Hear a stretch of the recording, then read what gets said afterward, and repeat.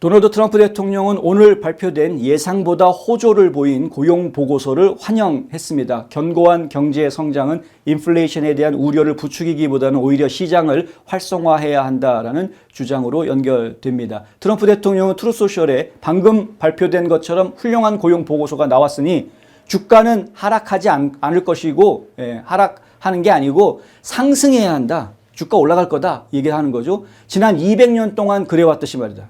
지난 200년 동안 주가는 오르락 내리락 하면서 계속 올라왔습니다. 그렇죠? 지금 그리고 200년 역사의 최고치를 치고 있는 주가는 지금 미국 역사의 최고를 지금 최고치를 이미 매일 갱신하고 있는 그런 상황입니다. 성장이 곧 인플레이션을 의미하는 것은 아니다. 그렇지 않고서야 한 나라가 어떻게 위대함을 이룰 수 있겠는가. 이게 무슨 얘기냐면 이게 트럼프가 한 말인데 무슨 얘기냐면 경제가 성장하고 있는데 그 경제가 성장하는 것을 보면서 물가가 올라가고 있네 라고 이야기하는 것은 이거는 좀 정확한 분석이 아니다라는 거죠. 성장을 하면 물가도 같이 올라갈 수 있다라는 이야기입니다. 그런데 물가가 올라가는 게 중요한 게 아니라 그 올라간 물가를 국민들이 견뎌낼 수 있느냐가 더 중요한 거 아닙니까? 물가가 언제 쉽게 떨어진 적이 있습니까? 거의 대부분 물가는 계속 올라갔죠. 근데 물가가 조금 올라가느냐 많이 올라가느냐의 차이. 근데 왜 그 차이를 우리가 신경 쓰느냐 하면 내가 버는 게 똑같기 때문에 그런 거 아닙니까? 내가 버는 걸 많이 벌면 물가가 올라도 그래도 감당할 수 있으니까 삶의 질을 유지할 수 있기 때문에 문제가 안 되는 건데 그렇죠? 그래서 트럼프 대통령이 하는 이야기는 지금 경제가 성장하고 있는 상황이기 때문에 경제가 성장한다는 이야기는 물가만 오르는 게 아니라 인건비도 같이 오르는 것이고 같이 성장하는 것이기 때문에 물가가 올랐다. 인플레이션이 생긴다고 해서 이게 문제가 될 수 있는 요소가 아니라고 이야기를 하고 싶은 겁니다. 속마음은. 트럼프 대통령의 이 같은 발언은 노동부가 발표한 5월 미국 고용주들의 신규 일자리 창출이 17만 2천 개에 달했다라는 발표가 나오면서 나온 겁니다. 고용 증가세가 계속 이어지고 있는 모습이다라는 것이죠. 노동시장이 지속적으로 강세를 시사하고 있는 것이다라는 이야기입니다.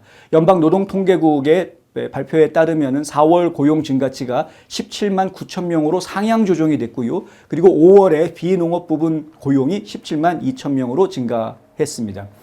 그리고 이 수치는 많은 경제학자들의 예상을 웃도는 수치로 나왔다. 그래서 경제학자들이 생각하는 것보다 오히려 지금 시장은 더 좋아지고 있고 건강해지고 있다라는 이야기. 이 수치는 그렇습니다. 글로벌 분쟁과 인플레이션 압박으로 인한 불확실성에도 불구하고 경제가 여전히 탄탄한 회복력을 유지하고 있음을 보여주고 있다는 거죠. 이번 보고서는 지난해 노동시장이 둔화 조짐을 보인 이후에 또 한 달간 건실히 일자리 창출이 이어졌음을 보여주고 있습니다. 경제학자들은 경제의 향방과 연방준비제도의 향후 금리 정책에 대한 단서를 찾기 위해서 고용지표를 면밀히 주시해 오고 있습니다. 특히 노동시장이 강세를 보이면서 정책 입안자들이 이란과 관련된 지속되는 전쟁으로 인플레이션 우려와 이것이 에너지 가격에 미칠 잠재적 영향을 주시하는 가운데 연준이 금리를 동결할 수 있는지 여지가 더 커질 수 있게 된다라는 이야기죠. 일자리가 많아지게 되고 실업률이 일자리가 많아지면 실업률이 떨어지겠죠. 그럼 그렇게 되면은 결국은 연준이 금리를 낮출 수 있는 그러한 요소가 될 수 있다. 근데 지금 실업률은 4.3%로 나오고 있습니다. 근데 4.3%라는 실업률은 그렇게 낮은 실업률은 아닙니다. 애매하다라는 거죠. 그래서 물가 상승률, 인플레이션도 지금 3%를 넘어가 있는 상황이고, 그리고 이제 실업률도 4%를 넘어가 있는 상황이기 때문에 약간 애매한 모습을 보이고 있다. 하지만은 일자리 창출이 지금 완전히 지금 빨간 선이 있던 거에 비교하면은 완전히 살아나고 있는 모습을 보여주고 있다라는 점, 이것은 앞으로도 노동시장이 계속 건조하게 튼튼할 것이다라는 것을 예고하고 있는 모습이 아닐까, 이렇게 예상을 한다면 연준이 과감한 선택을 할 수도 있다라는 이야기입니다. 그런데 진짜 과감한 선택이 될지 아닐지는 두고 봐야 되겠죠. 저희는 금리를 좀 낮췄으면 좋겠는데 금리를 낮춰야 이게 사실 여러 가지 문제들이 해결이 되거든요.